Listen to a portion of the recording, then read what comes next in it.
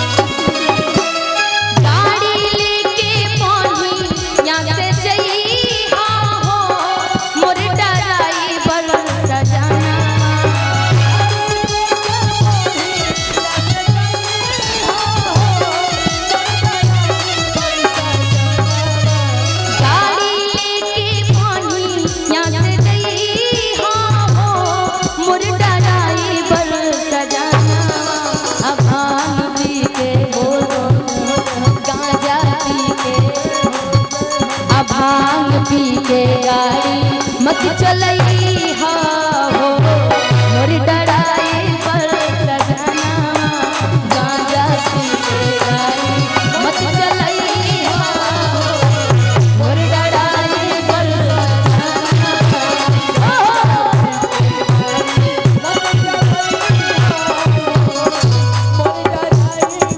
सजना। नशा में भांग धतूर के, नशा में भांग धतूर के रोज काम लागत बा। नशा में भांग धतूर के रोज काम लागत बा। कि नशा में भांग धतूर के कि रोज काम लागल बा। ए राजा जी, ए राजा जी, ए राजा जी, धीरे चलावा गड़िया रे में जाला,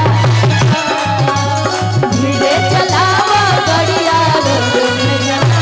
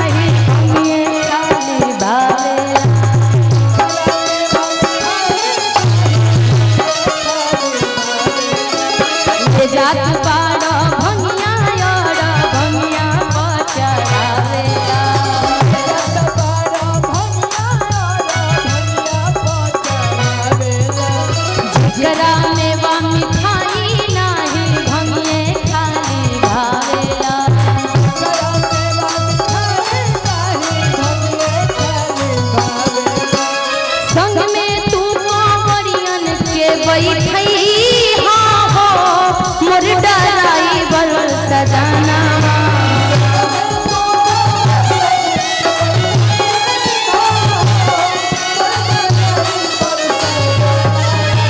संग में तू कांवरियन के बैठई हाँ हो मोर ड्राइवर सजना गांजा पी के बम बम बम बम बम बम बम बम बम बम बम बम बम बम भांग पी के गाड़ी मत चलई हा हो मोर ड्राइवर सजना गाड़ी